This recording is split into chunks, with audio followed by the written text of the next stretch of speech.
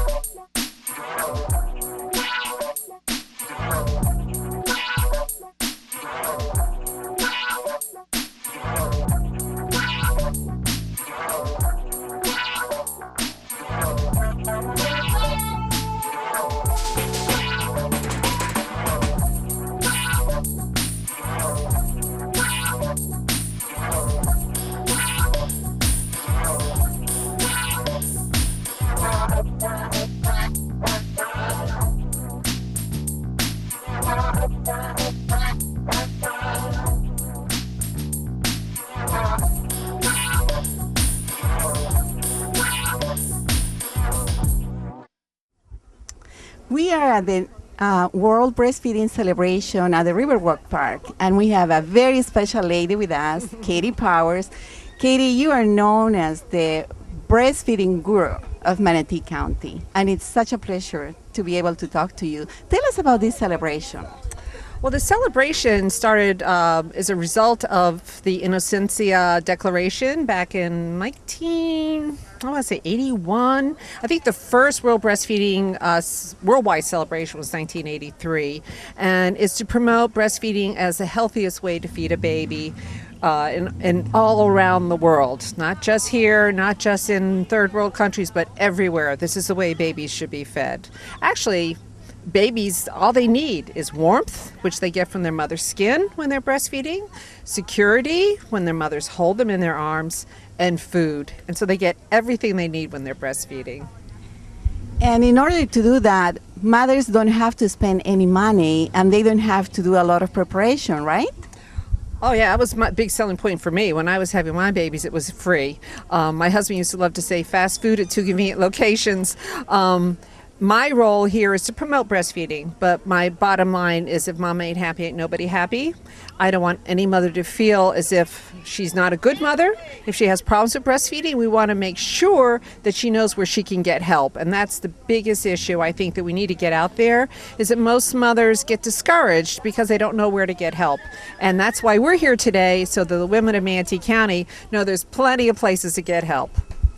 Well, Katie, thank you so much for all the work you do on behalf of the community. Thank you for always having a smile for the moms. And I know that you're venturing to speak Spanish as well with the moms. So if you want to say something in English and Spanish to encourage moms to breastfeed, here you go. Okay. Nada es mejor la mama leche. En la leche materna alimentar el baby's estómago e espíritu. En más pecho, más leche. Buena suerte. Que Dios te bendiga. We understand that some moms experience some problems breastfeeding. What are those problems and where they can get help? Good question, Luz. Some common problems might be sore nipples, which would be just simply a matter of readjusting a positioning or a latch on. Mastitis can be an infection of the breast, which is usually a result of the mother not doing too much, but she can get really, really sick and develop an abscess. Concerns about sufficient milk supply, maybe a baby not gaining weight enough. Most of these problems can be fixed. A great place to receive help is at Manatee County WIC, which you can call them at 748-0747. And myself, Katie Powers, I run Mom's Place at Manatee Memorial Hospital, and that number is 745-6925. I'm an international board certified lactation consultant, and we have another IBCLC named Lauren Clippard, and we're here to help you and to answer any questions that you might have. We also have a support group on Tuesdays where mothers can come to from 11 to 1 at Mom's Place, 250 2nd Street East. We're on the 3rd floor, Suite 3F, and it's on Tuesdays from 11 to 1, and the mothers pretty much sit around in a circle and we answer questions. They can weigh their baby every week so that they know that there's someplace they can come to get help if they do have a concern. And in addition, I know that Healthy Star Manatee has a contract with Manatee Memorial Hospital, and they also provide in-home visits with a certified lactation counselor. So there is plenty of help for women. Lots of help. But we can't help you unless you call us. We don't know magically if you're having problems. So as soon as you think you might be having a problem, please give one of us a call. We're all here to help you. Timing is exactly right. Women have to be able to articulate their problems right away. Mm-hmm. So, Katie, what is the average time of length recommended for breastfeeding? And some of the questions that we have from some women are that, when should I stop? What happens to me when I go back to work? What can I do to continue breastfeeding? The American Academy of Pediatrics recommends exclusive breastfeeding for the first 6 months of life. That's all the baby needs. And then the advice then is to consider the introduction of solids to be supplemental to breastfeeding for the first year of life. Most countries in the world, babies breastfeed for 2 years. Right now, I tell you, because I work in the hospital, my biggest concern is to get mothers through that first week.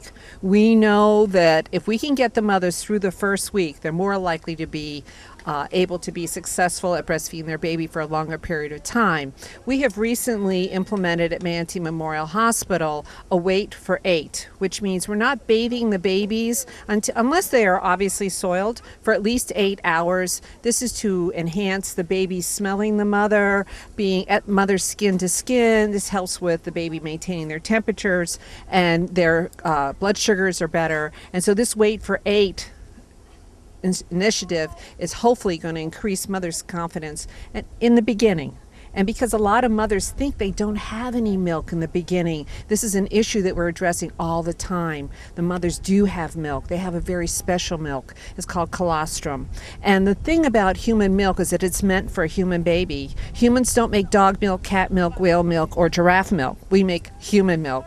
But it's not only meant for the human species, it's also age specific. And that's one of the magical things about human milk is as the baby grows, the mother's milk will change. Now, if there's going to be a maternal-infant separation, such as the baby is in our newborn intensive care unit or the baby has to be admitted to the hospital for something, then we would encourage the mother to pump to provide her milk for her baby. We don't encourage pumping per se until around 4 weeks, because it takes almost 4 weeks for the mother's milk supply to get established. And what about women who have to go back to work and they want to continue breastfeeding their babies? They're going to need a good pump, and they're going to need a supportive employer. And we are encouraging all employees to be a breastfeeding friendly place, because it will not only benefit the baby, it will benefit their business. Because if the mother is successfully able to produce milk for her baby won't have to go to the doctor. That means the employee won't have to lose time at work, and it's going to be a money saver all around. They will need to have a good pump, and they can get one from WIC, and there's other places in town that they can call. But the big thing is call. Exactly. And one of the questions that we also hear is when my baby is 6 months and I start feeding the baby solids, what's the best way to start separating the baby from the breast? Just as babies are developmentally programmed to sit up, to roll over, to crawl, they are also developmentally curious. And so what's going to happen is, as the mother starts introducing, or whoever the caretaker is, solids and different foods, the baby becomes curious about the different tastes. So I think we tend to overthink too many things, just like we overthink in the beginning that how is the baby going to know how to breastfeed? We're mammals. And the definition of a mammal is we produce milk and we deliver live children, live babies. We don't lay an egg and sit on it and hope it will hatch. Babies curiously will become more and more interested in their world and exploring their world. So it's not usually a big deal. Well, Katie, thank you so much. I think you have given plenty of information, really great tips, and great places to ask for help. My we pleasure. appreciate everything you do. Thank you. I appreciate you. All right. Adios.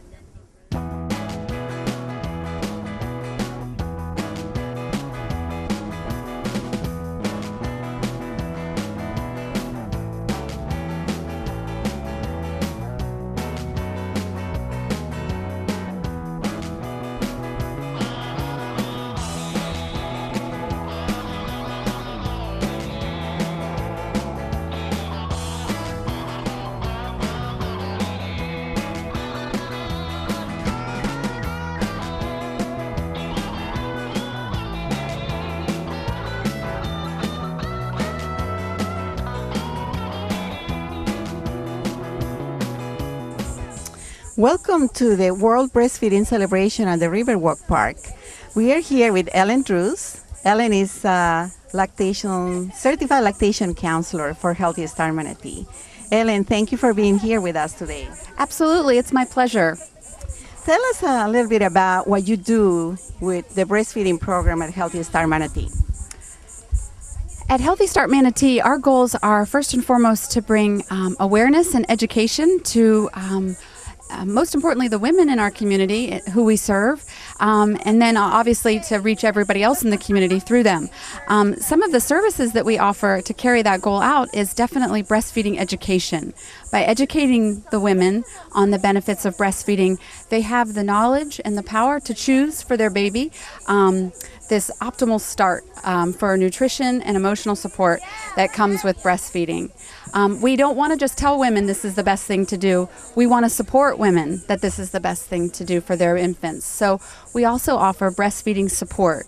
And we do that through the entire duration of breastfeeding, giving them support through any of their hurdles during their breastfeeding experience, and being a positive reinforcement to them and to their infants through their breastfeeding journey. Ellen, you have sometimes to go to the moms' homes because timing is everything. Tell us about your experience working with moms in their homes or over the phone. We are very privileged to have the ability to work with moms how they choose, whether it be a phone consultation or in person. in person is a really dynamic way to work with the family on a whole to support breastfeeding. I get to go into the home, into the mom's environment with her own infant where she lives, and work on improving their breastfeeding situation very personally. Moms really favor this service, and it's a pleasure to be able to do that with the moms and get to know them on that type of level. What are some of the obstacles that breastfeeding women encounter while they are trying to breastfeed? Some of the greatest obstacles that I continuously see is we just have a ways to go still in education, that this is the healthiest, most natural way to feed our children. So women have to be a pioneer for themselves almost in that regard. So supporting breastfeeding in public places and in the workplace, we still have some work there so that many women can continue to provide breastfeeding for their children when they return to work, which happens to be a real challenge for working moms. And then, of course, just getting some of the healthcare professionals on board with the benefits of breastfeeding is really important because they are the greatest resource to the mothers. And we want them to understand and be supportive of the benefits so they can best help their moms that they're working with also. Ellen, what is the best way to access services, or your services in particular? It's actually very easy. If any mom would like breastfeeding education or support, they just need to contact Healthy Start directly. They can enroll at 941-708-6111, and they are then directed to a care coordinator that will help connect them with me and all of our support services at Healthy Start.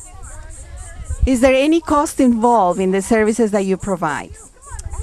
Absolutely not. The services from Healthy Start are offered to all women and children. The only requirement is that you actually are a woman and you have a child, or you have a child on the way. So no, there's no costs.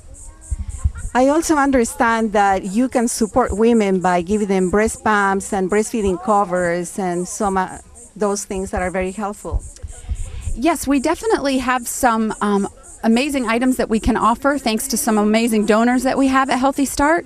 So occasionally we have breast pumps that are available to moms in need. We also have some breastfeeding covers that are like breastfeeding slings and other breastfeeding items. Yes. Well, thank you again, Ellen. It's a pleasure. Thank you.